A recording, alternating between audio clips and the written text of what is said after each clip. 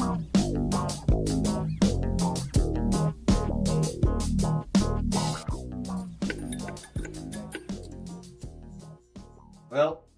I mean, they didn't find him, did they? I don't know.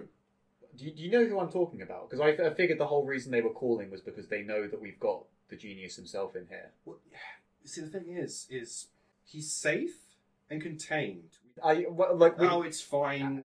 I don't think he knows. Look, we don't talk about... Okay, we won't. No. Because otherwise, the walls have ears. Is that what I've been feeling? Oh, probably. Okay, I just figured that... Oh. Hey, Angles! Hi. I'm pretty fucking mad about video games. Aren't we all? Yeah, that's us. This is something that Angles has brought up that I think has been... I think it's actually going to be a very good topic of discussion because it depends how much we remember. But that's also kind of part of it. Yeah. So, like, each time we get together, we vaguely threaten to make it about a specific thing. The last time it was remakes and all that kind of stuff. And that spilled off into me getting angry about Witcher. Yeah. The idea is that we come with a core topic that we want to talk about that is the vehicle for conversation if we can't just talk shit for an hour, as we have obviously proven. Yeah, we just talk shit for as long as we've got a microphone in front of us, and even without one. The idea that sort of I was going to pitch was what kind of gamer outrage, controversy kind of stuff was happening early on that their practices probably still happen now, but no one cares about. All that stuff never carried on. I'm specifically talking like the 360 generation up until the PS5, pretty much. Yeah, because these are the main ones I can remember because they were ones that I was actively in a kind of... So, sorry, I cut you off. I was going to be like an active zeitgeist for, that was what I was going to say. Yeah, the opener was very much, okay, in your memory, sort of like how you feel about these things, which had a worse release? Cyberpunk 2077 or Aliens Colonial Marines? Mass Effect 3. Mass Effect 3, I'm sorry. That's interesting because this is the one I was wanting to say first as well. Because Mass Effect also plays into it. But like, do you remember how aggressively people tore apart Aliens Colonial Marines? Alien Colonial Marines has never been fixed. No. Cyberpunk is currently being fixed. 2013, I remember that being a year that had a lot of like particularly bad games that came out and I think it might have been because this was an era of like the kind of nostalgia critic aping kind of people. Like this was I'm not going to call it the golden age of Angry Joe, but this was the age of Angry Joe getting a lot of fucking clicks. Damn it, I was going to just shout back credit card, but now we're talking about Angry Joe. Well, same network, you know. Wait, that's Spoony. Oh god. But yeah, like I remember Aliens Colonial Marines, Walking Dead Survival Instinct. I remember Ride to Hell Retribution. Day One Gary's Incident. And man, that is a name I have not heard in a long fucking time. And I think it might have been the year afterwards with the Slaughtering Grounds as well. Wait, did you say 2013? Yeah, 2013. So 10 years ago. Yeah, 10 years. So, ow! Yeah, see, that's the thing, right? So, the reason I bring it up is because back then, patch culture was in its infancy. And the reason why Cyberpunk 2077 has been patched and fixed, one, because it was made by a better company, and two, because it's now it's an established and entrenched thing that patch culture is just how modern game development works. Yeah. Games do not have to be finished and bug-free on release. They just don't. We're also expecting, because they've trained us to be not hungry, but they've trained us to accept we're going to release a base game and then bits of content over time. Yeah. Which, was once expansion packs and then DLC and now it's live services. We've been trained to accept, well, it might get good eventually.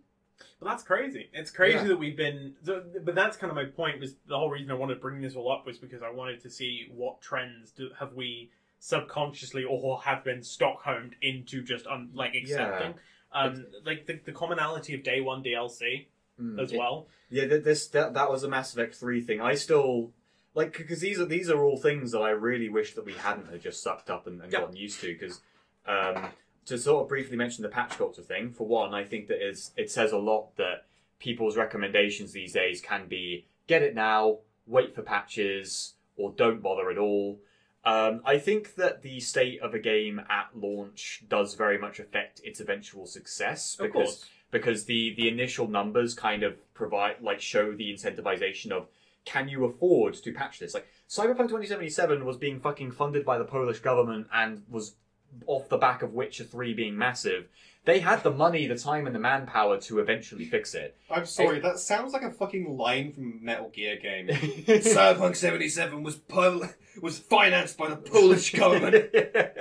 Fucking, fucking sorry, hell. go on. But Aliens Colonial Marines was in development hell. It was draining money.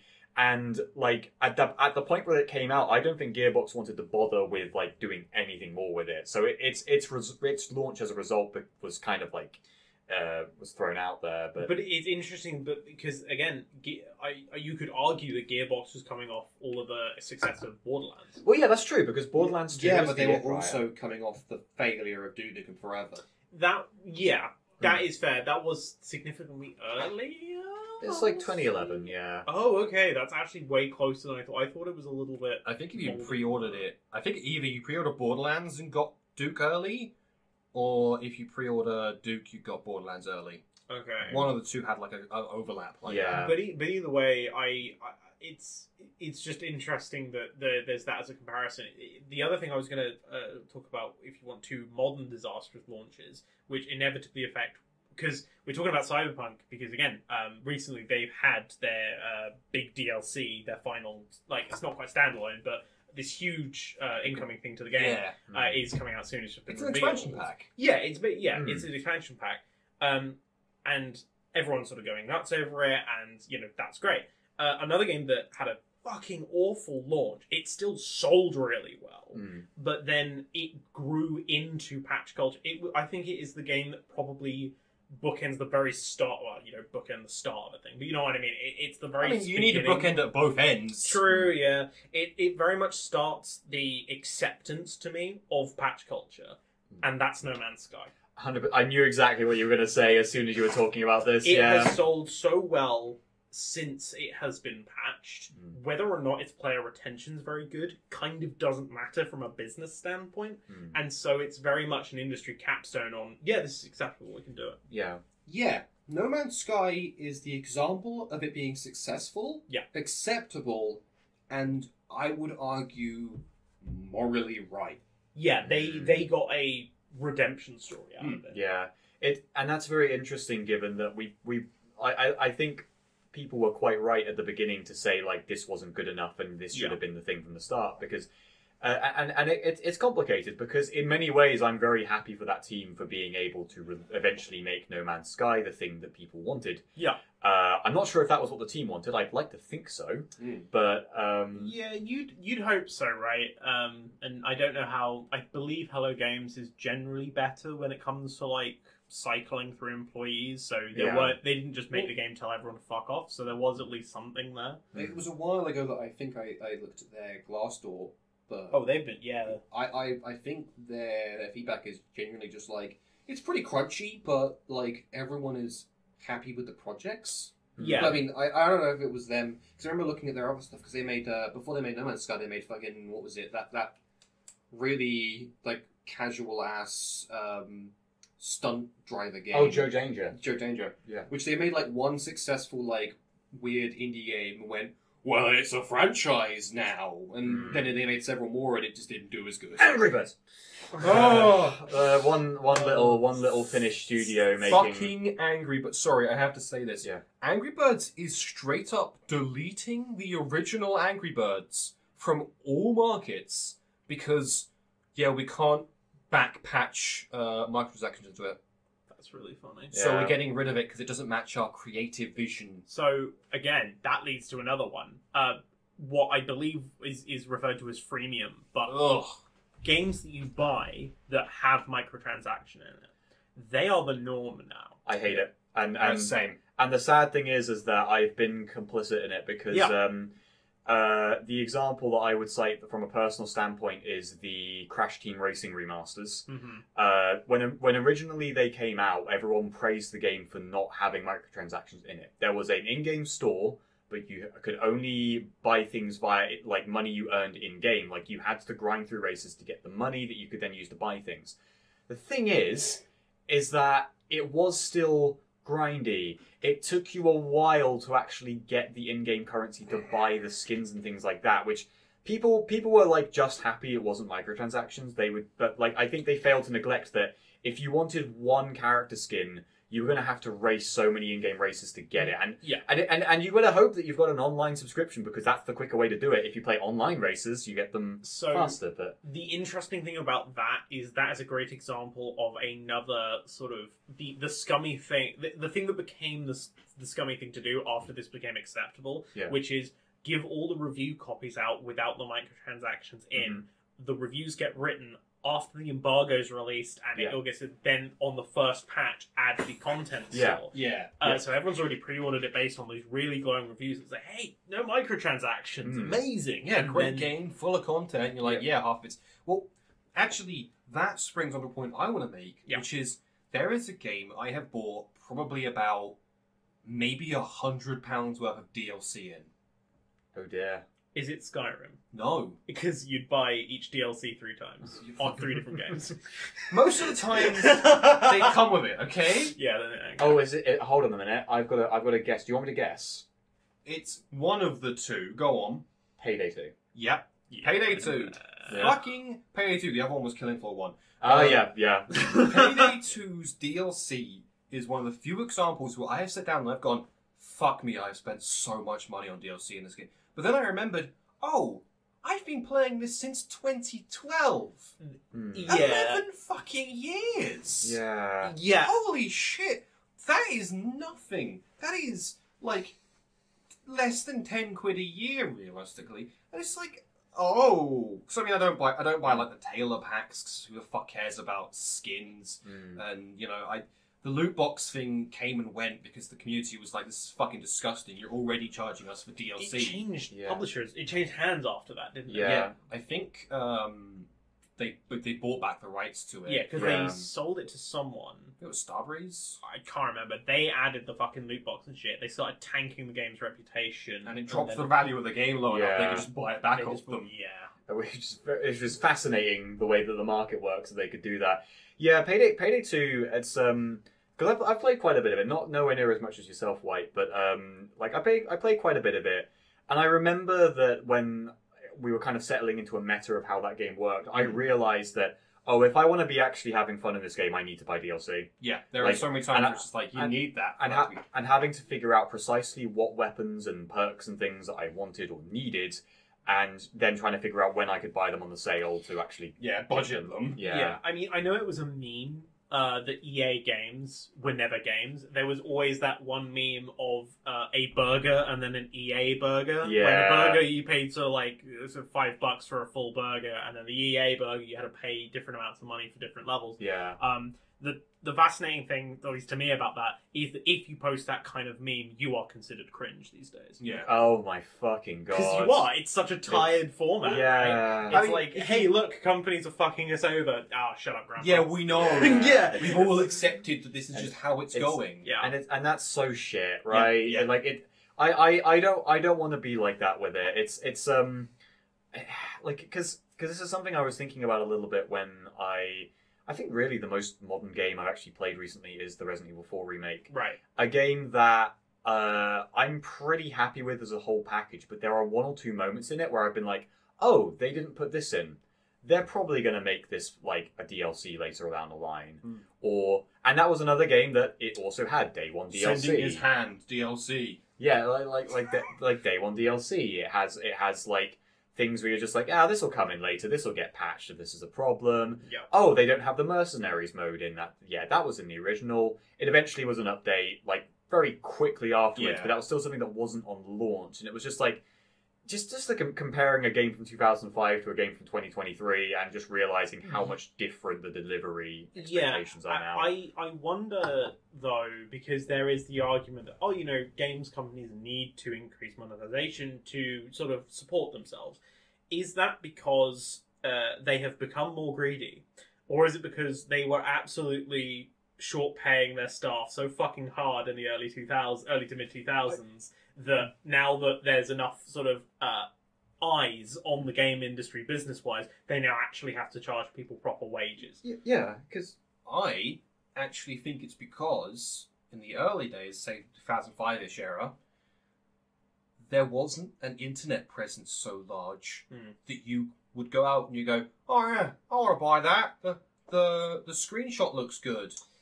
There is a term that I'm actually citing in my CNC Free video script that I'm writing so far, that Penny Arcade, of all the cringe groups, Penny Arcade coined, which is bullshot.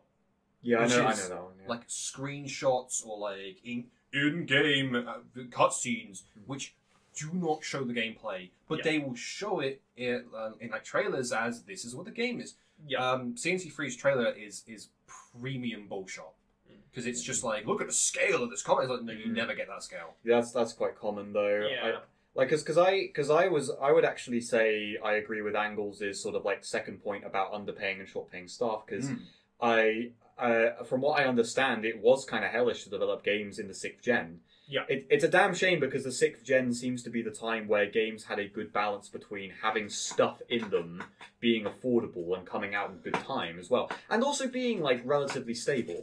Like a lot you couldn't patch things, so things had to be like as fixed as they could be. You know, it would also mean that game breaking bugs would eventually become like things for speedrun strats and would shape the way everyone plays them. But it's something that like. I don't know where I was going with this. I'm sure there is a term for this. I'm sure there is a business term for it. I'm sure there's but specifically a business term for it, for a business size term. I believe the pattern that you can look at from sort of games and their monetization, it's a gold rush thing.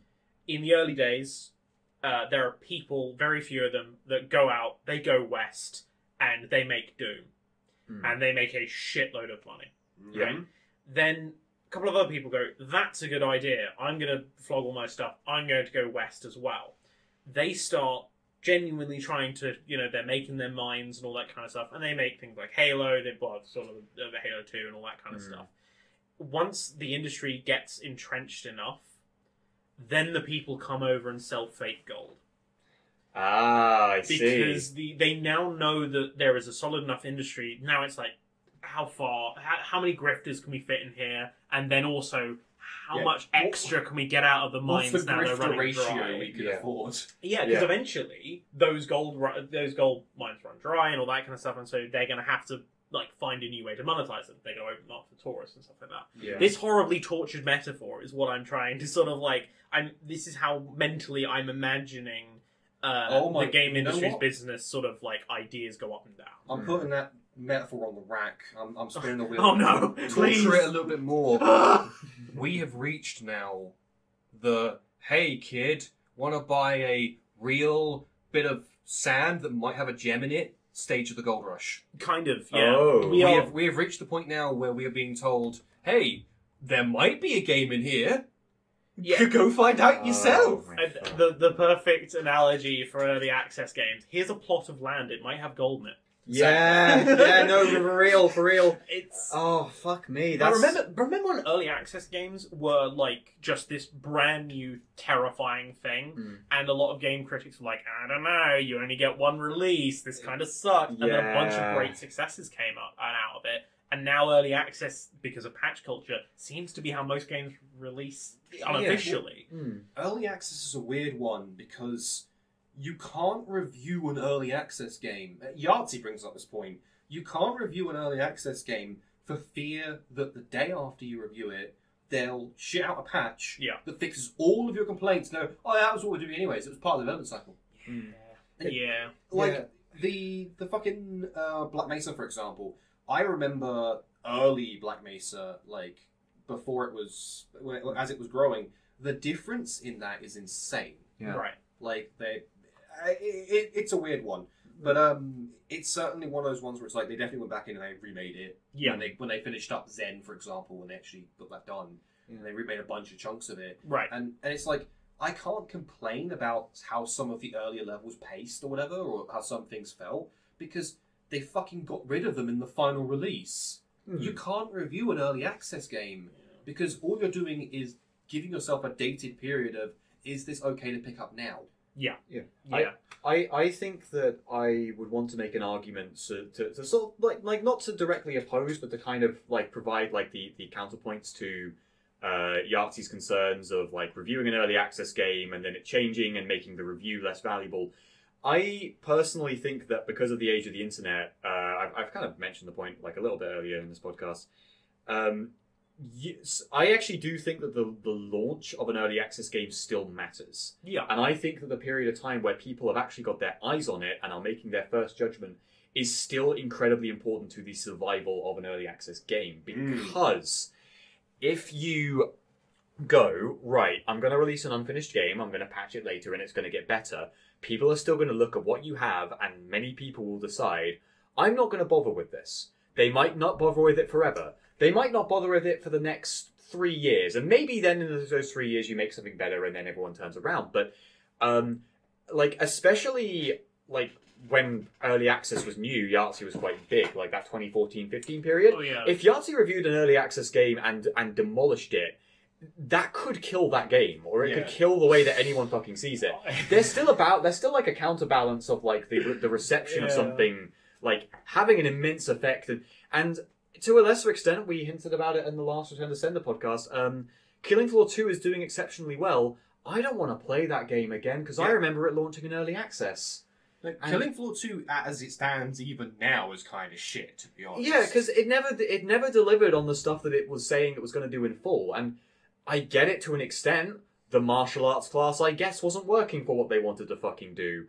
I just remember getting incredibly excited for this new version of Killing Floor that was going to have 10 classes, a bunch of maps, these brand new systems, and everything was going to be clean and dandy, and it was going to be effectively a replacement for Killing Floor 1. I was not going to need it ever again. It launched with 3 maps and 4 classes, and it was like that for ages. It took months and months and months for them to release 1 map, 1 perk that sometimes didn't have all...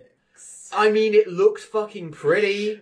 The one thing that blew me away was that my PC build at the time was shit, and it was still running Killing Floor 2 amazingly well. Yeah, it was a surprisingly optimized game. Yeah, I don't like some of the redesigns, but I like the way that game looks. I love its design philosophy for how to make difficulty scale.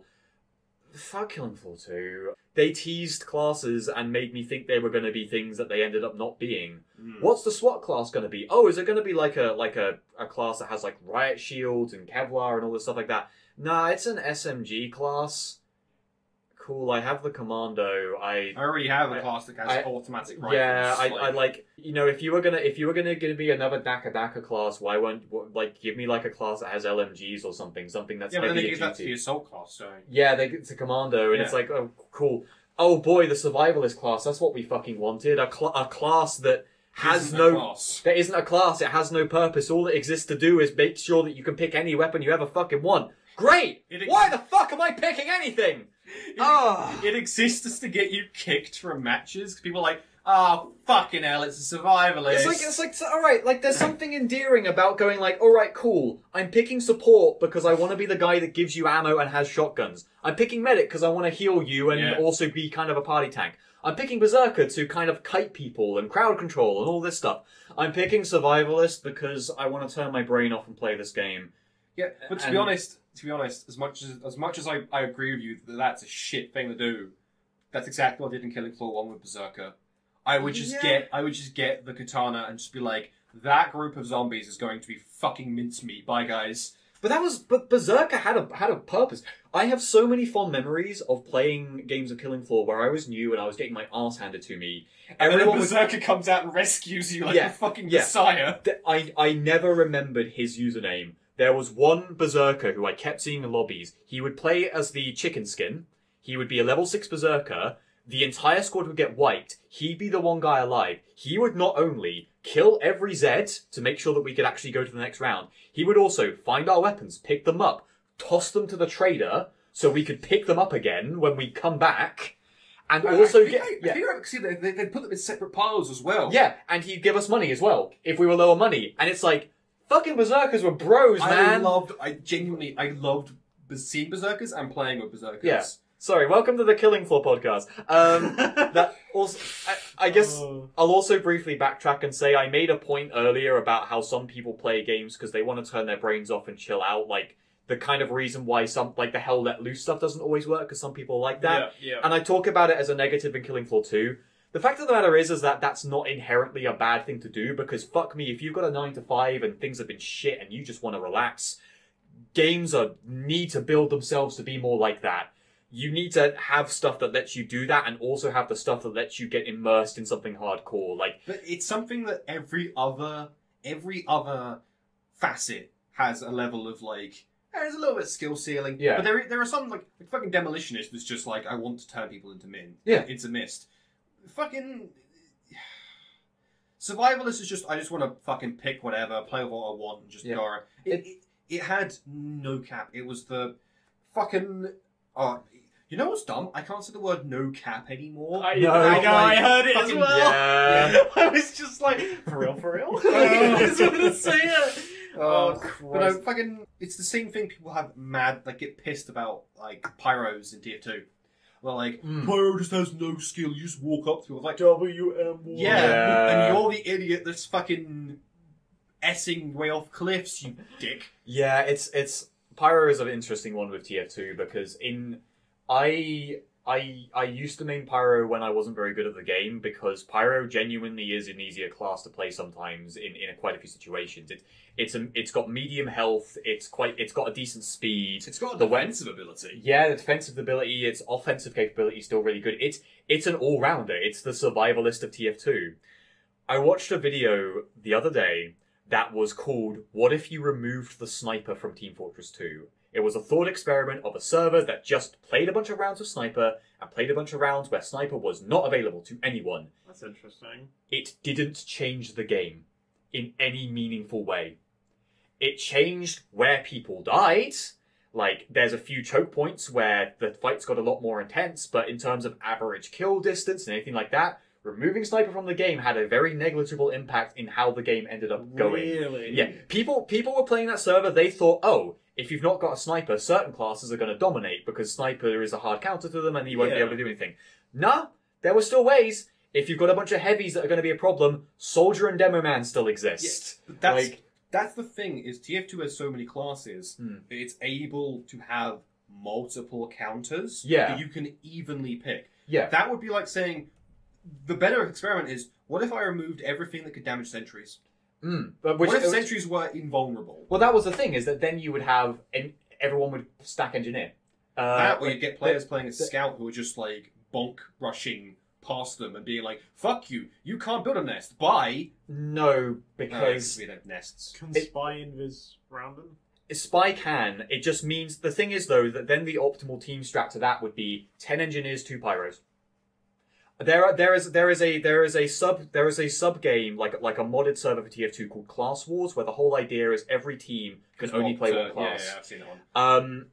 Engineer dominates. Yeah, I'm not An entire team of engineers. Every weakness of engineer is patched over by the fact that if you're an engineer and you die, there's another guy that can fix your shit, and it doesn't matter. They had to add 3 separate updates to fucking kill the engineer in MVM.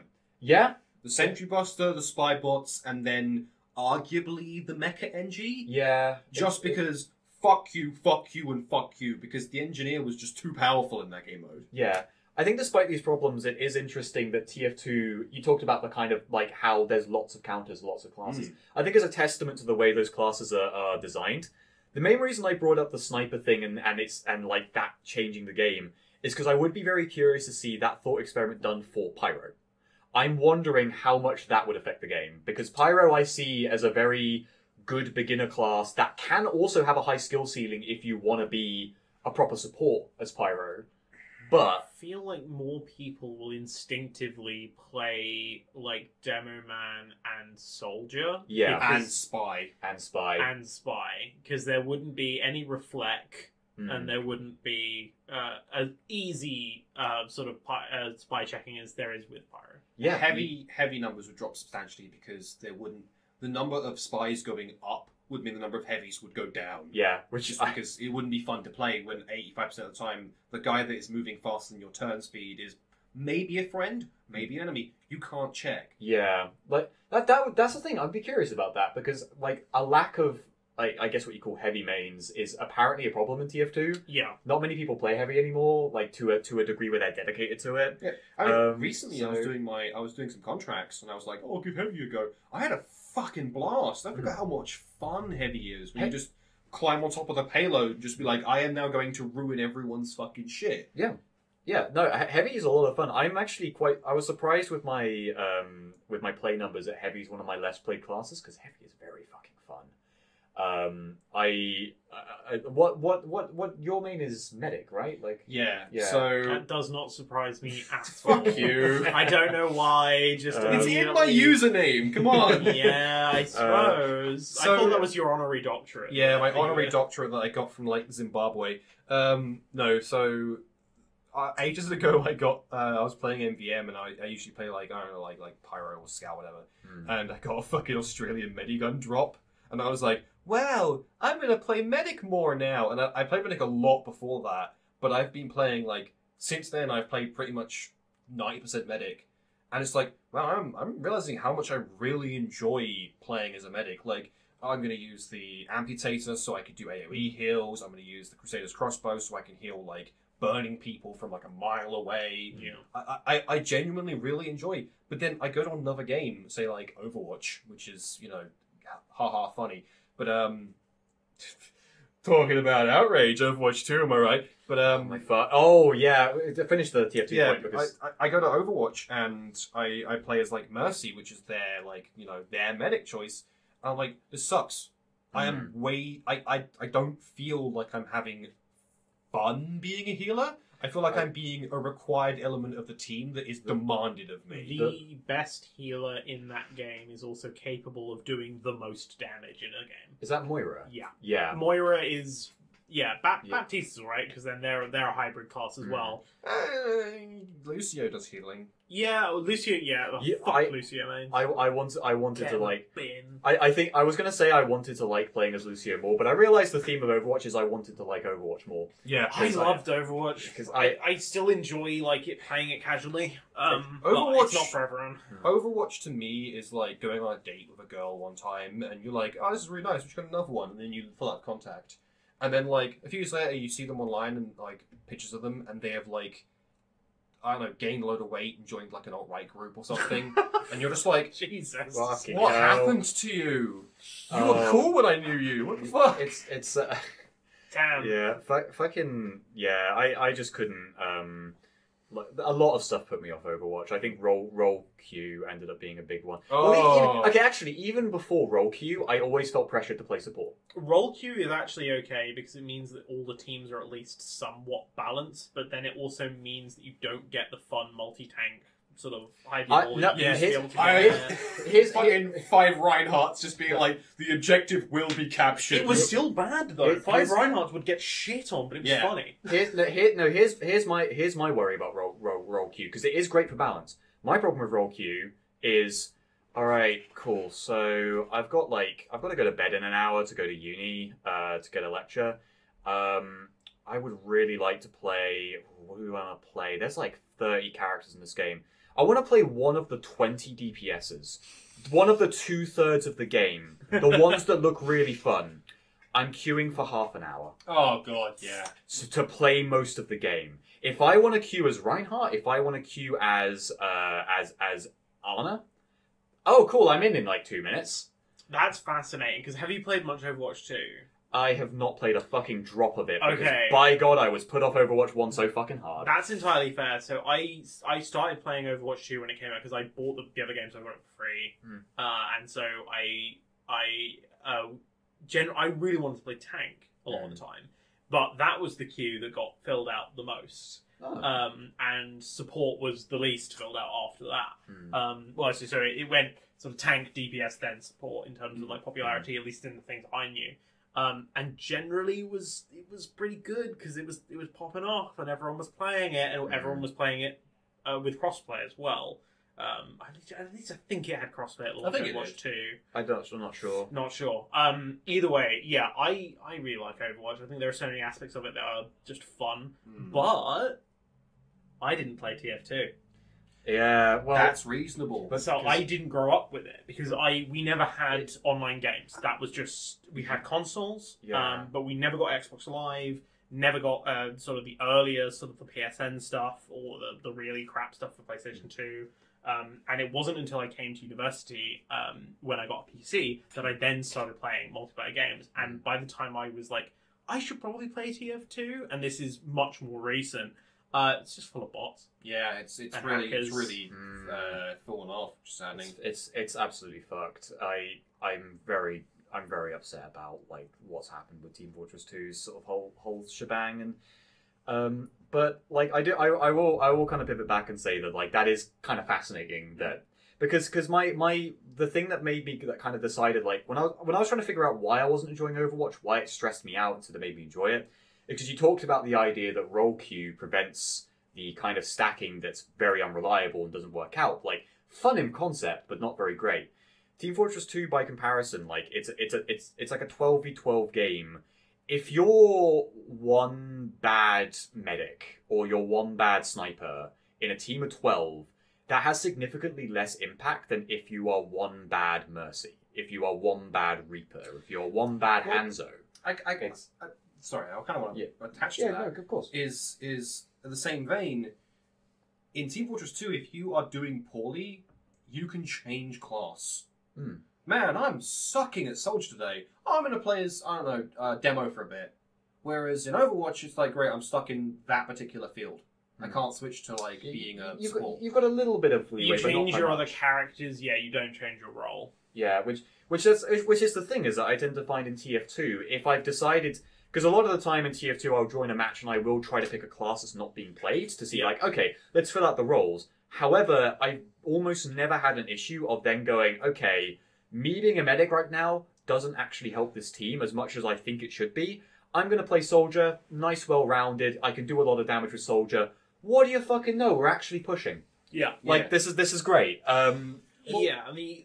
I kind of want to add to this as well. Sorry. No, go for it, I kind of want to add to this is that one of the things I find an issue with esports games, so games that introduce like queuing for roles, for example, and this kind of such, is there is such a demand for you to be what is needed at that time, right? And to play optimally, that you get like smack talk if you're not doing properly. Like, why are you not doing what we need? Why haven't we got this particular healer? That's exactly what I was going to bring up, because that's why role queue in Overwatch 2 is great, because in Overwatch 1, if you had a whole team loaded as DPS, you would have the one or two people who were vocal just going on and off, just like fucking screaming at you to switch, someone switch to healer, someone switch to tank, and never changing themselves. And then all it would encourage people to do would be to drop out of the match, then another DPS would load in, and it would continue that shit show. Yeah, and you would just get people giving you shit for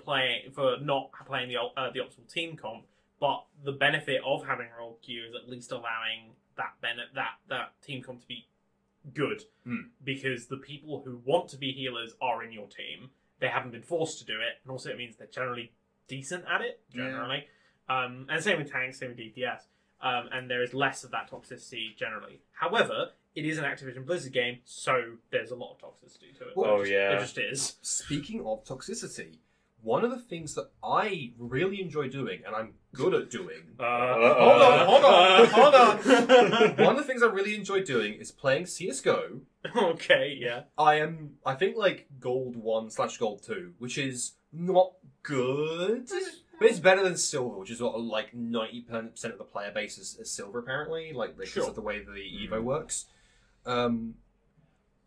I exclusively use the MAC-10. If I can get my hands on it, I'm using the MAC-10. Because I think it's fucking hilarious. I love being able to move fast. I love being able to, like, get into weird positions because I move quicker than everyone else. I love how people freak out about you being able to move through an environment faster. Ambushing is great. All this kind of fun such. I get so much flack from people like, fucking just use the AK, you cock! Fuck, I don't know why I'm Australian for this guy. You fucking cock, use the AK! But then I'm like, no, because I want to move quickly and I want to run around with the bomb like... What you should do is you should start playing Zeus. and just taser people. The Zeus is okay. I swear to you, that thing is entirely dependent on your ping. Like every other gun, there's ping like compensation a little bit. But the Zeus, it's like if your ping is slightly higher than theirs, you aim ahead of them. If it's slightly lower, you aim behind them. And it's just like, why does that make it connect more? Fuck me, I don't know. It's that sauce spaghetti, right? Yeah. Delicious spaghetti. Isn't there that thing where you can get pushed into the enemy spawn in TF2 if you stand next to a dispenser? You can, yeah. There's a lot of, and that stuff is like there is someone still working on Team Fortress 2 who is actually like patching things here. Yeah, and but there, then it's the janitor, really. Yeah, basically, and that's the shame about that game is that it really could do with some bigger overhauls, but right now. Like, props to the one guy that's still trying to look after the place. Yeah, and keeping the lights on, but it doesn't make enough money for Valve to care. Yeah.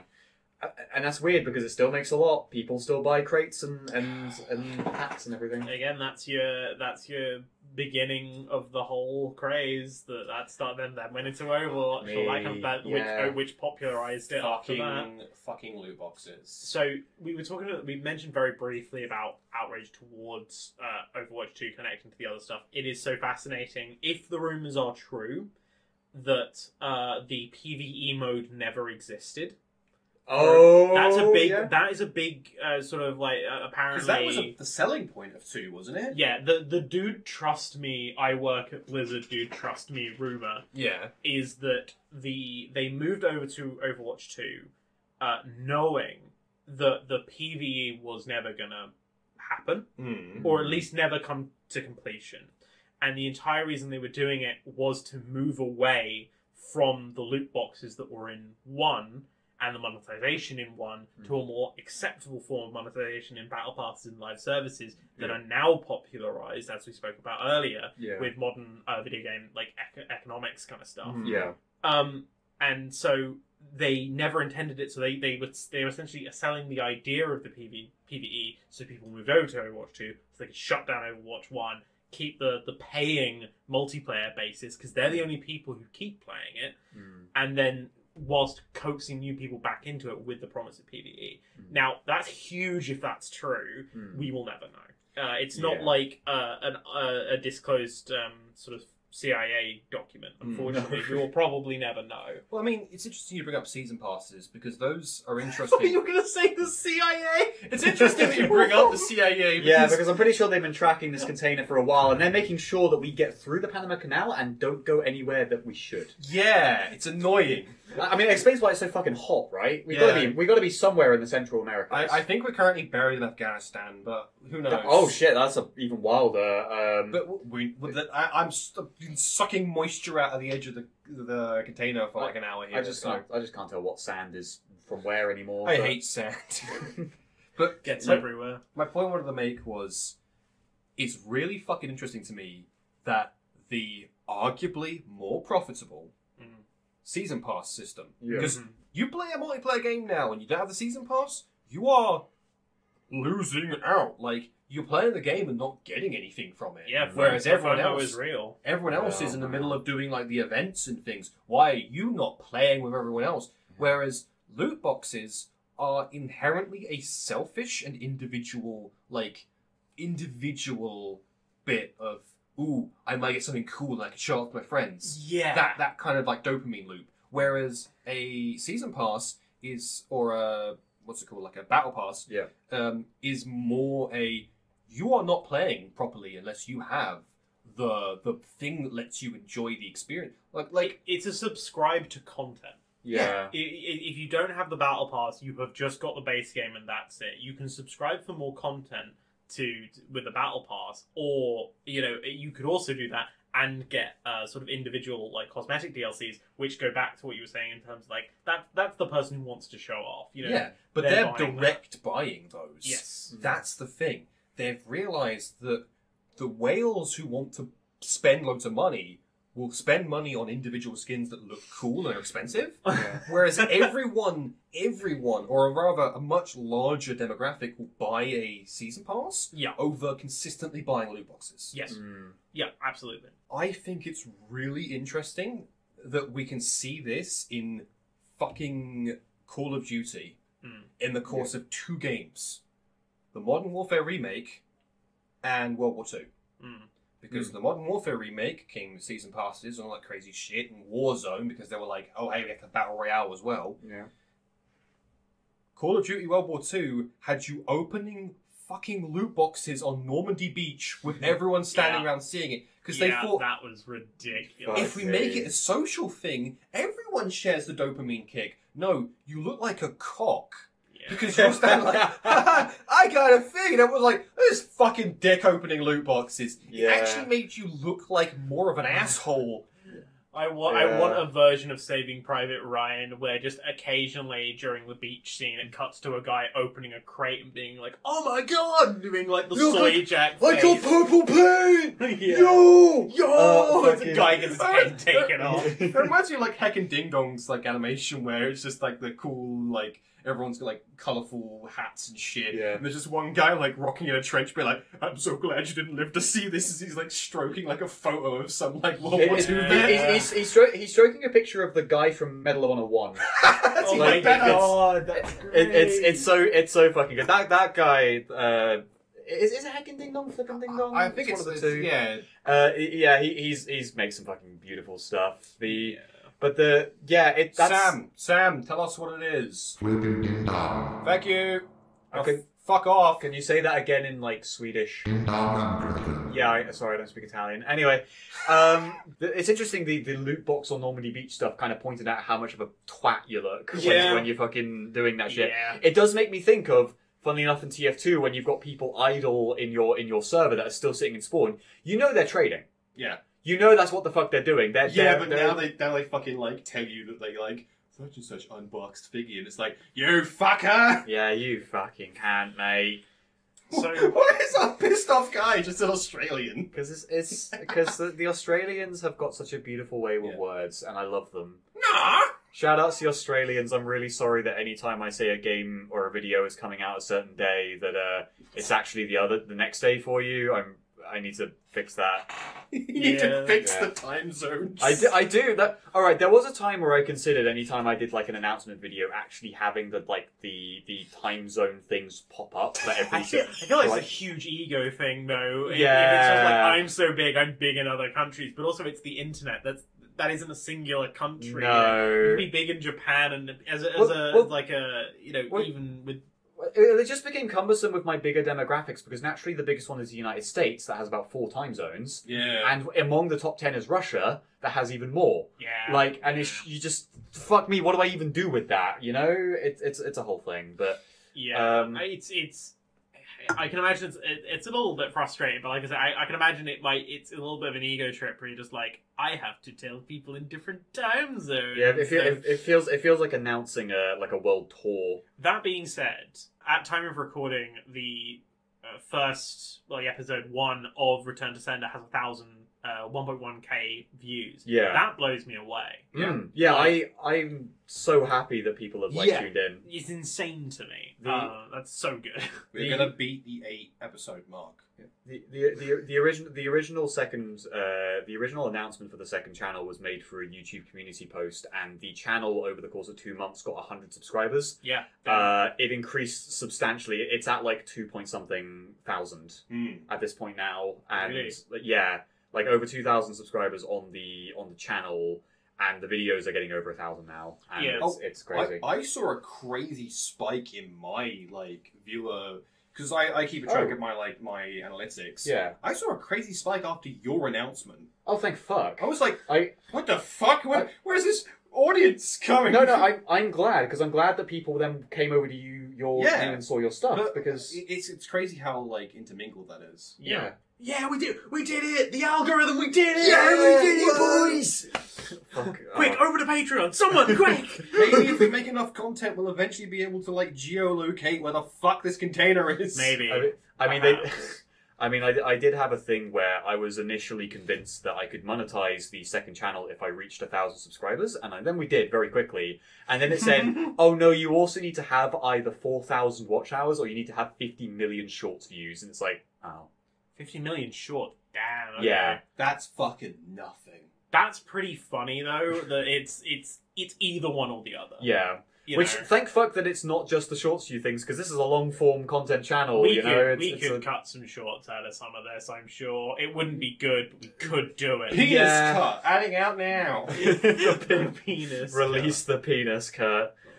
I don't think we've talked about dicks much on the podcast. What the fuck is the penis cut? Yeah, I don't know. I thought maybe we would have said dick more this episode. That was last episode. Yeah, my god.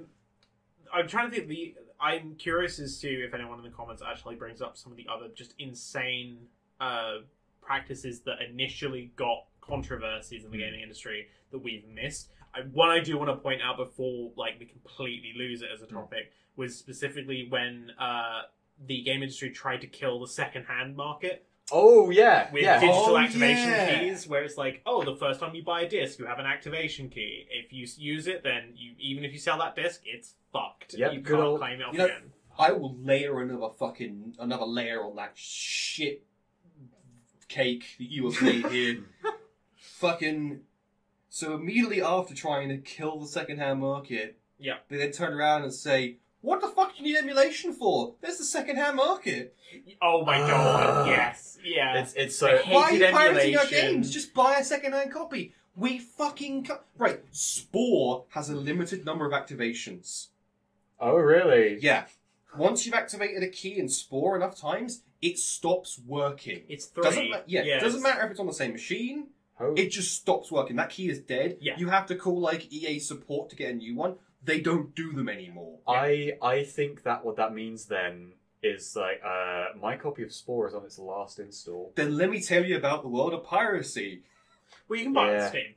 You buy Spore on Steam. It's not good Steam port, but it's there. The thing is people have had to patch out that thing. Yeah. But the Spore isn't the example I want to go to. The example I want to go to is Nintendo. Yeah. So Nintendo appear in some of these other things. So I'm curious what you're going to say about Nintendo recently pulled the Dolphin emulator off Steam. Right. Oh. I didn't know it was even on Steam. It was going to be on Steam because Steam it markets itself now as a platform that anyone can put anything on. You can put fucking porn games on there. You can put whatever you want.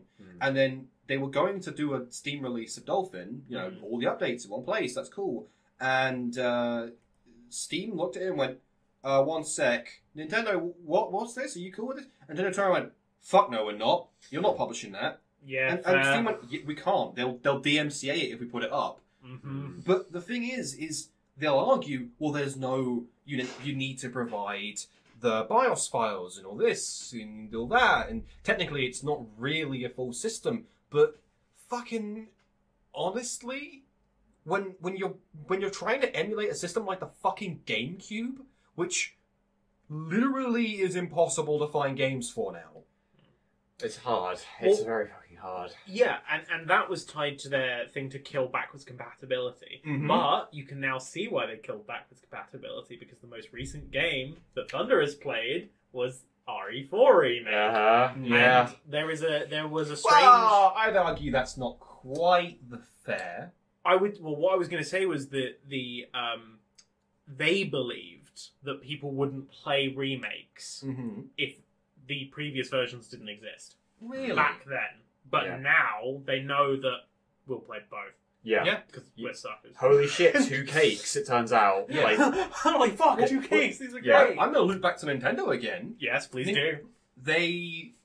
When people were like, well, we're just going to emulate Mario 64, they go, okay, what if we gave you Mario 64? Cool, for a decent price? No. Subscribe to Switch, what's the Switch Game Pass thingy? No, it wasn't even that. It was it was a limited time run. You can get physical copies of it, but they're a limited supply, and you could only download it from the storefront for limited time too. Nintendo's actually pulled this a couple times on the Switch. They did it. They had a Mario Battle Royale that was only available until a certain amount of time. Oh, you could argue that's server space, though. Yeah, and there was also a English translated version of Fire Emblem 1 that was only available for a certain amount of time as well. The only reason I bought it, because I honestly couldn't give a piss about Fire Emblem 1, is because I know that if I didn't buy it at that point in time, I'll never get it. FOMO! Yeah. Here's the thing. They have, on the Switch, virtual consoles that run like SNES and GameCube. Yeah, they're literally emulators. Yeah, literally they're on emulators that you have to pay a subscription to access, and they rotate the library. You never own one of those games. No, they just go, oh yeah, you have access to Mario Sunshine for a bit. I mean, sorry, Mario Sunshine was part of the Mario 64 bundle. I'm thinking of like, I think it's like one of the Link games, one of the earlier Zelda games, for example. They go, okay, it's not in favour now, it's been 3 months, we're taking it away from you. Great, I paid you for a rental of a game. Can I now go and get it? No, because emulation is piracy. Then fucking just give us the game, you cock. No, because we can bring it back out in 6 months and you'll rent it again. Yeah, it's very odd because that doesn't make any business sense, really. But it's Nintendo. Nothing they do. Leave luck to heaven, baby. They live in a very strange bubble where like. And that's a company that gets that we've been talking about outrages that people have now accepted. People fucking let Nintendo get away with so much. I was gonna bring up the them DMCAing people who do Let's Plays. That used to be a huge problem. Do you remember when Atlas specifically threatened people not to stream beyond a certain chapter of Persona 5? Yeah, I do remember that. That was a thing. Just fucking crazy. Imagine, oh man. I mean, I actually put my videos up on YouTube unlisted for a couple of weeks to see if I get any claims. And 9 times out of 10, I get claims on usage of like songs from fucking Game Boy Advance games because Nintendo have been like, Mario 6, like the Mario RPG music. I fucking don't you dare. I need to be worried if I eventually do a Fire Emblem video. Then honestly, just put it up unlisted for like a month or like a week or two. If Nintendo hits it, they hit it in like a day. Yeah, they are fucking on it, aren't they? Yeah. I got like my Renegade review went up for like a couple of weeks, and then I immediately got hit with a. It was initially a mute, and then they removed it from being a mute, but they now put ads on the Renegade video, and I don't get any ad revenue from it, which sucks. It's one of my best, my most successful videos for the use of what's it called? Fortunate Son. I use like 10 seconds of Fortunate Son, which is like basically fucking nothing. They're like, nope, we now claim the entire video, all the ad revenue, fuck you. Yeah, we were quite lucky with Return to Sender because although we don't get any advertising revenue on the podcast at this point in time, we did get hit for Thundercat, but it was specifically that they are allowing us to. It specifically says like we've recognised this, but you're allowed to use it. Yeah, you're allowed to use it for advertising revenue. That's completely fine. Really? Damn. Yeah, it's great. Thundercat is genuinely as an artist, he's a fucking baller. Yeah, like he is a. If I could genuinely like. Send a message to this fucking cool guy. It's like, fuck, dude, you're rock. Never gonna reach him, but you know. Thundercat, if you want to join us as a guest on the podcast, we would love to have you. That would be an amazing one-time guest. I would love that. Thundercat. We have no other guests. It's just episode 3. Here is Thundercat. Well, there goes my hopes and dreams of being like, hey, what if we brought on a guest at some point? Well, we could do the other thing that's going on at the minute. I know this is not relevant to the things I was talking about, but I mentioned it to White earlier. Yeah. Are you aware of the Lord of the Rings Magic the Gathering Commander deck? No, I am not. Oh, this is a fun story. There is a Magic the Gathering Commander deck, and inside the Commander deck, there is a card that is the One Ring. And you tap it, and it puts burden on it, and you can draw cards, whatever. However, they have announced there is the One Ring card that is really special, printed, it's got like gold leaf and shit on it, and the entire card is written in Elvish. There is only one out of the millions of boxes they're making. Well, hundreds of thousands of boxes they are making. And of all the people. Inevitably, people have started to sort of bid for it, even though it's no one's found it yet. At time of recording, no one's found it.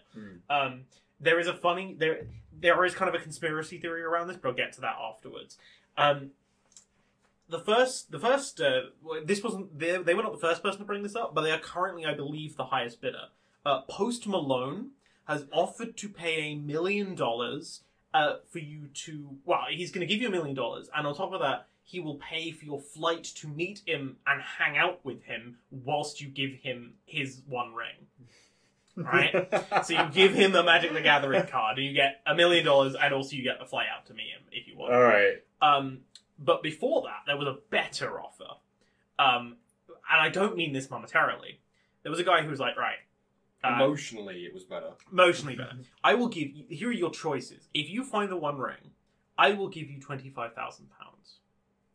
Or, I will fly you to where they are. We will go on an all-expenses-paid trip to New Zealand. And me and you will travel up to a volcano in New Zealand and throw the One Ring into it.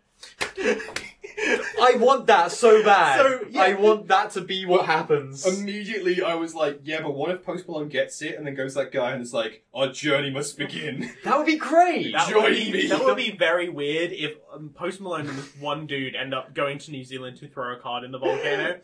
The thing is, though, right?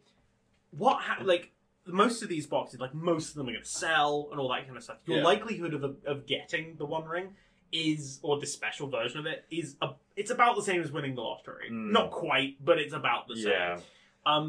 There is a not 0% chance that unless they have rigged it, that card might end up in landfill.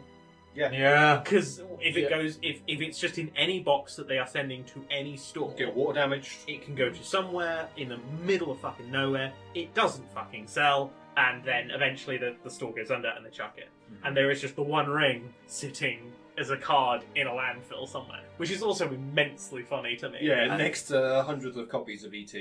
Yes. I really want to use the clip from the intro of Fellowship of the Ring, where Galadriel is talking about like how the ring got lost and found by Gollum. I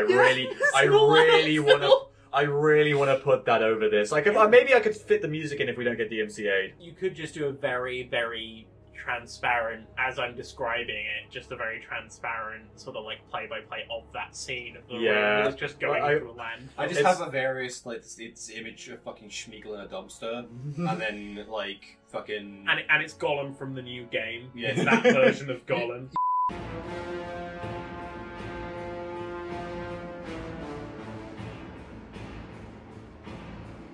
This is a weird segue for me to talk about how I have done the Lord of the Rings 12-hour extended cut challenge recently. Oh, really? Why? Because it's a rite of passage. It is. But why? Well, I have one conclusion to make. Mm-hmm. Two Towers does not need to be a 3.5-hour movie. What did they cut out of Two Towers? So they cut out the best thing of it that they cut out that they should have kept is a scene with Boromir with his brother at Gondor before he died, before he gets sent to meet with the Fellowship. And fucking dies. Okay. Yeah, like it's actually quite a nice bit of like, one, it shows more of that character before he's gone, and two, it's like a nice bit of build up with like him and his father and all of this stuff. Like that's a really good bit. They cut out a bunch of antics of Merry and Pippin, a few kind of comedic bits with Sam and Frodo, and a lot of very drawn out shots of the landscapes and things. Like you can see the frames drop and like slow down as they're trying to match the footage they have with the score that they've made. Don't they also cut Saruman's death? Yeah. Well, I don't know that's in Return. That's the thing. That weirdly Is that in Return? Yeah, Two Towers. It ends with Helm's Deep being liberated. Right. And Sam and Frodo then they've left Gondor and they're now getting into Mordor. Saruman's actual death and the army marching through the flooded wastes of Isengard. That's how Return of the King starts. I did not remember that at all. I genuinely thought that was it was a cut content bit of the second film. Yeah. Sorry, you're scheming. I was making a smug expression that no one could see. I wanted to talk about Lord of the Rings. Because this is reminding me of something I heard a while ago, which is, did you know there's a fan theory that Frodo doesn't know Legolas's name? Because the only line he says to him is the fucking "you have my bow." So that's the only bit of dialogue the two of them share, is him just saying like, "I have your back." It's like, great. And then there's that scene at the end where he's waking up and he's seeing everyone's coming in, and he's like, "Oh, it's," and he's mouthing it, and then freaking Legolas with him, he just goes, he doesn't like say a name, he just goes, "Oh, it's that elf guy." It's him! And it's like, fucking, that is that guy. Fucking hilarious. Like, I mean, yeah. Who is this fucking pompous shiny boy? I also love the idea that during the scene where Legolas and Aragorn are arguing in front of the people of Helm's Deep, none of them can understand Elvish. Yeah. And just randomly, Aragorn yells, "Well, I will die as one of them," and they all look at him like, Yeah, like, what the fuck yeah, were they talking about? That was what I was thinking watching that scene as well, was going like, what the... like, if I was one of the schmucks that was, if I was one of the 10-year-old boys that's just been given an oversized helmet and an axe, I would also be thinking, huh? What? Oh, don't worry. I think according to the law of the orc breeding pits, TM... Got him! Breeding holes. Now! Oh, Christ. Fucking, according to that law, like, aren't all of them, like, basically fucking 10? Because they grow really fast. Child soldiers! I love Yay! Metal Gear! Lord of the Rings, directed by Hideo Kojima. I realize that the notion of a bunch of gormless human tossers and two people arguing in Elvish about killing a bunch of them is just what happened in Draken-like. Yeah, That's No one's gonna know what that is, you fuck. No one is gonna know what that is, but that's why that's getting cut. and that's why we're televising Draken-like 2. Yeah! Draken-like 2, the new Critical Role killer. You now get to watch Thunder have a mental breakdown 2 hours into the first episode live. Just have that clip just at the beginning of this. Oh my god. So, one of the things that you mentioned fucking Lord of the Rings directed by Hideo Kojima. For some reason, my fucking brain just, like, overlaid The Man Who Sold the World to fucking Schmeagol jumping in the volcano.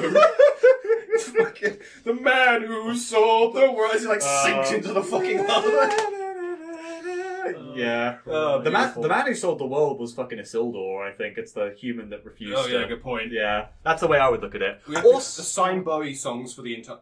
Just re-edit the entirety of Lord of the Rings. It's just a Bowie music video. You just have the helicopter sounds over Gandalf riding that bird, like back to This is the ground control to make it up. Holy shit! And Bombadil shows up and he's like, "You cold? Fuck, his name's Tom. You fuck." Oh right, fucking Tom Bombadil.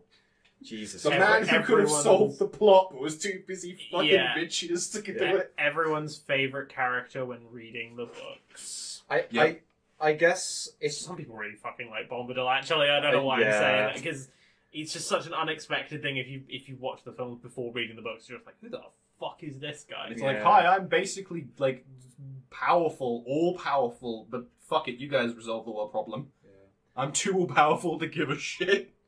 Are you happy for me to pivot this back to the controversies? I only have one that we've talked about a bit, and I'd like to elaborate on as like a final protocol, which is about the Day One DLC stuff. Yeah, because that I think is the primest example of everyone being fine with that now, despite the fact that the first time it happened in Mass Effect 3 and the stink got kicked up about that. I think it was very fucking valid for people to get upset about that. Yeah. Like, you took basically what I think a lot of people consider one of the best Mass Effect 3 characters and locked him behind a paywall. Yeah. He is so important to, like, the tone of that game. You know what? He's important to me with it. Like, specifically me. Which character is this? Sorry, I have no content. Javik the Prothean. Okay. So it's basically... Javik is basically the equivalent of... Imagine if Halo 3 happened and a Forerunner was just there. And if a Forerunner was going to be in the plot of Halo 3, that'd be a really fucking important part of the plot, because it's a whole side of the world no one's ever seen. Or if the... I only remember Rex. He's the only Prothean I remember. That's a Krogan. That's a Krogan. Oh, I did a space racism. No! You did it again! Whoopsie! Fuck. I was Warhammer point is out, showing. You know how Guilty Spark in Halo is just like... Yeah, you said we should do this. And it's implied in, like, Halo 1 that, like, oh, there was another, like... Maybe the Forerunners were human, kind of. But... Yeah, it'd be as if, like, halfway through, like, Halo 3, just a second Master Chief showed up, and it's like, I'm you from the previous, I'm the Forerunner you, come on, let's do... Like, that is who that character is. He's just like, I am the shepherd of my generation. And I fucking lost. That's about right, actually, yeah. But Who remembers Mass Effect Andromeda? I do. Dr. White does, because... I think it's alright. I'm sad it sucked as hard as it did, but I think it didn't deserve the amount of flack it got. It looked like I'm the sorry, original my game. face. I'm sorry, but my face is too tired. My face is too tired to animate. I mean, speaking of things that suck with Mass Effect, the entire reason I feel as though Javik would have been very important to have in the base game is because it's not really a controversial opinion, but it's a hot take, is that the only Mass Effect 3 squad mates I like are Garrus and Tali. Yeah. I don't like I think that's a pretty common one. That's like the standard loadout for a lot of people. Well, a lot of people like Liara, and I just don't see it in her. Like, she's one of the other long-running characters. And then there's... I mean, from a mechanical perspective, though, Garrus provides, like, pinpoint precision, fuck that target. Yeah. And Tali provides, like, guys, my shields are down. Fucking give me shields, please. If you spec Garrus to have as many damage bonuses as possible and give him armor rounds, he kills anything. Yeah. It's go, my blender! Like, yeah, genuinely, it's nuts. But, like, yeah, Garrus and Tali are some of the most popular. They're in every game. That's why everyone basically, dates them. Yeah, yeah, same. Like I confess to that, but I love the fact they made them date each other if you don't date either of them, which is kind of like, rad. Great, like, well done. Yeah, I'm happy with that. The trio occurs no matter what. It's just that, like, the reason I often cite my favorite Mass Effect as being 2 because you've got like 10 squad mates and I really like most of them. I really like Mordin. I like Legion. I like Thane. I like Grunt. Like, Rex not being playable after 1 is the biggest damn shame. He's in a Mass Effect 3 DLC, but, like, it's just for that DLC campaign. And, like, because that's the thing, in Mass Effect... No, he shows up as the leader of the... Because if you... Actually, no. He's an NPC. Yeah, he's an NPC, but he's a really important NPC for that sequence. Yeah. Yeah, he is. I just kind of wish he was in my squad. You know, like, that's the thing. I want him back, baby! He has a lot of very funny dialogue in the first game. Yeah. And I really like switching between him, Garrus, and Tali in Mass Effect 1, whereas in Mass Effect 2 it was like, cool, I've got my 2 guys because I haven't bought this DLC, because why? Fuck you.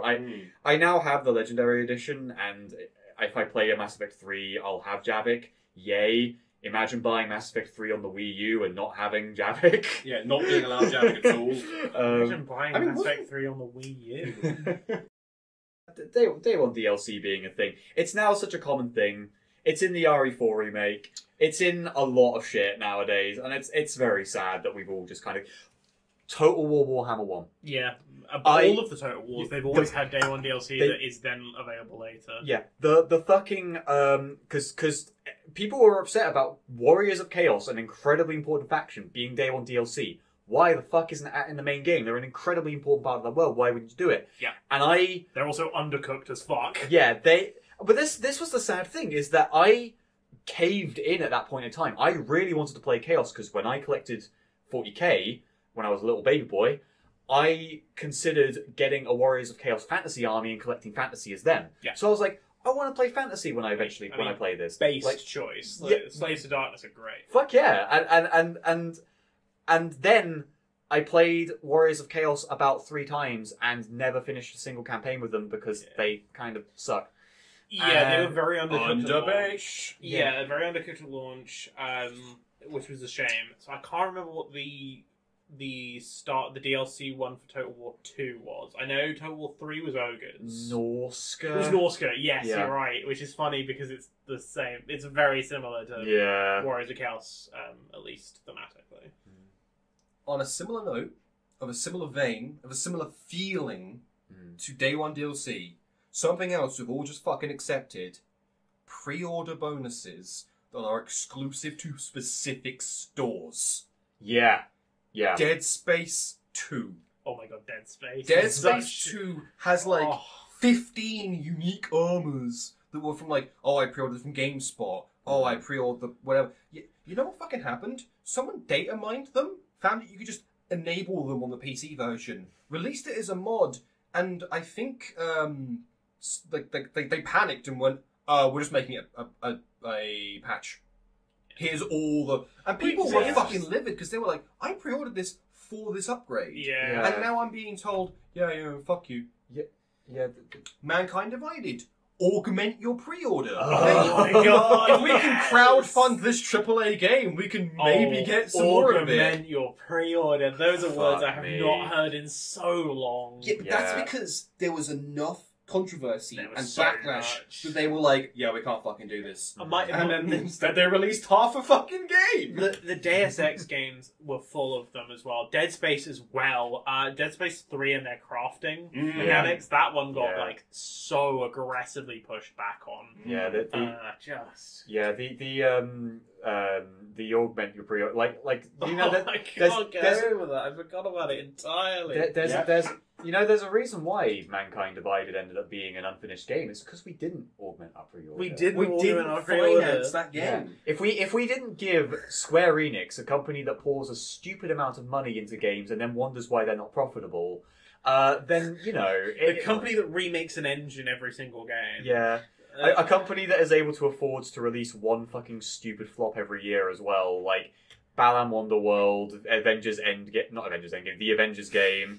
At least they're not Ubisoft, who is consistently outputting games that are not doing good and just going, well, fuck it, people are going to buy it, so... Yeah, because Ubisoft Games is another one that had this big push for order from a certain shop and get a certain edition, and you'll get these things in this edition, but only these things in this other one, and having this horrible Watch Dogs was a real big thing. I like the armor stuff as well was kind of a thing for Halo for a bit. I remember specifically wanting to pre-order from certain shops to get certain armor pieces, then getting those upgrades, going onto online matches, getting Xbox messages, if you remember those in any capacity. Oh yeah, you didn't have online, but I do though. I do. You get little Xbox messages from people going, "Hey, really love your helmet. How did you get that?" And I went, "I paid for it.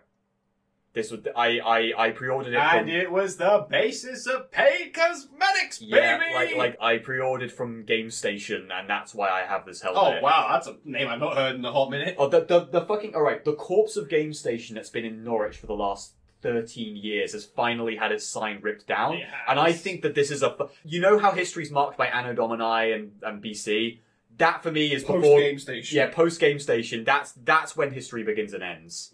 Is the Game Station in Norwich being like debranded? All of my cringe moments can be prehistory now. It's great. Do you remember reading Games Master magazine? I remember that. I remember official Xbox 360 magazine. I remember PC Gamer magazine. I got a disc that had the demo of Ground Control 1, and I couldn't run it on my computer. It had like 2 frames, and I cried like a bitch. And my mum was like, "Oh no, son, what's wrong?" And I'm like, "My game, I can't play." My voice, I don't know. And she was like, "Oh, why don't you play it on my computer then?" And I went and installed it on her computer, and it ran slightly better. And I said like, "Wow, this is great." And I found out it was the tutorial level and nothing else. Really and I'm like, I had a fucking like whole like infantile whinge cry and an hour of installing this on my mum's computer and sitting down and be like, yeah! And I played the fucking tutorial of fucking Ground Control 1. This makes me think of a story about my eldest brother when he owned a Commodore. Where he spent an entire day having to manually put the code in to install a Paperboy game. Yeah. I think you might know the one I'm talking about. It's like the classic Paperboy game, yeah. He spent an entire day putting this code in, Yep. then got to the last page on the booklet, ran out of hard drive space. What do you have, like the 16 kilobyte? He must have had a very small... My family didn't have very powerful computers. It was a wonder that I was able to play Dawn of War before I became a PC gamer. I mean, Dawn of War 1 was ridiculous for what it will run on when it came out. Because it's like, wow, this is really like bargain bin hardware. You can run that thing on a fucking Intel Atom, I imagine. Yeah, I mean, by comparison, another one of my brothers spent a long time installing Battle for Middle-earth 2 on the same computer, and it would crash on the menu. Battle for Middle-earth 2 has claimed multiple laptops' lives of people I know. A friend of ours has literally, they got a point where they built a huge army, like an Isengard army. They selected it all, and then right-clicked for them to move, and then the computer just black-screened and never turned on again. Beautiful. Just delete half the hard drive. Yeah, the computer just dead. Yeah. That's the real Battle of Helm's Deep. That's Saruman's plan. I mean, fucking your processor into the dirt. At this point, we're just sharing anecdotes. But my brother at one time, my old brother, cool guy, but he downloaded Red Alert 2. Like he fucking pirated Red Alert 2, and he's like, oh, White, can you come over and have a look at my computer? It's not working so great. And I'm like, okay. And he goes, yeah, I tried to install Red Alert 2 and it's acting weird. And I'm like, oh, no, he's got viruses or something. So I go there with my virus. No, it's just, there's something wrong with the game. I boot up, it's in French. And I'm staring at it like, oh no, I can't fix this. And he's like, oh, why not? I thought you were good with these computers. And I'm like, I am good with computers. You've pirated a French game. I can't translate a language for you. And he's like, oh, can't you put it through Google? And I'm like, can't you fucking put it through Google? Beautiful. I ended up like re-downloading it for him and getting Yuri's Revenge installed as well. Fucking. That's so good. It was just like, what's wrong? I boot it up, and it's just like, what the fuck? What's going on? Yeah, what the fuck, Wait, I thought you were good with computers. Yeah. What do you mean you can't read the ancient runes of the French? Yeah. It was. I'm pretty fucking sure it was either French or it was definitely like a European language. Yeah. But it was just like, yeah, not like English. what the fuck? What's going on with the battery? I don't like that. I don't like what it's doing. The flashing. Yeah, well, it's affecting the light. Yeah, I mean, the light doesn't like it. Do you want me to? Look, it's a car battery from like an automobile from the Soviet Union. I'm not sure how long that's going to work. Okay, I don't have any like rubber gloves or anything. But shall I touch it? Let's talk about Yig.